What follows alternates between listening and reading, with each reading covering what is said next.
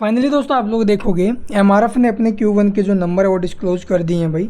कैसे रहे एमआरएफ के रिजल्ट्स और इसका जो इम्पैक्ट है वो हमें स्टॉक के ऊपर कैसा देखने को मिलेगा, इस वीडियो में हम जो ना भी इसी बात पर चर्चा करने वाले हैं। तो चलिए देख लेते हैं भी रिजल्ट्स कैसे हैं और इसका जो इफेक्ट है वो कैसा होगा स्टॉक के ऊपर।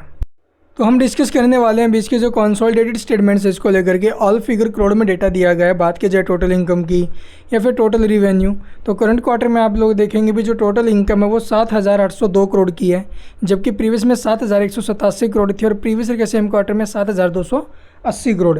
ईयर टू ईयर बेसिस पर जो इसकी इनकम है वो इंक्रीज रही है and quarter to quarter basis पर भी हमें जो इसकी इनकम है वो इंक्रीज होते हुए नजर आई है अभी। इसके अलावा आप लोग देखेंगे भी इसके जो एक्सपेंस हैं यानी कंपनी ने जो खर्चे किए हैं अभी वो आखिरकार कैसे रहे हैं।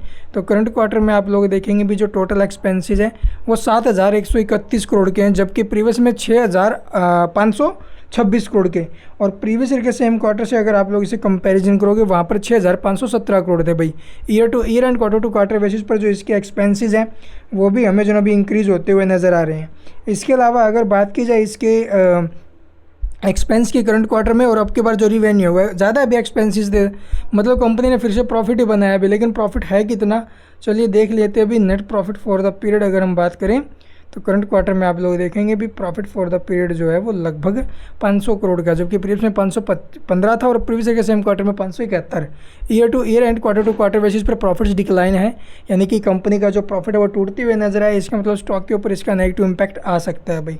और बाकी आप लोग देखेंगे अर्निंग पर शेयर जो कि 1180 का है, प्रीवियस में 1207 था और प्रीवियस ईयर के सेम क्वार्टर में 1346। इसके अलावा ये नीचे में नोट्स वगैरह दिए गए हैं अभी ड्यूरिंग द क्वार्टर क्या कुछ अपडेट्स रही हैं वो यहाँ पर आपको डेटा देखने को मिल जाएगा। वीडियो को पॉज करके इसे डिटेल में देख सकते हो।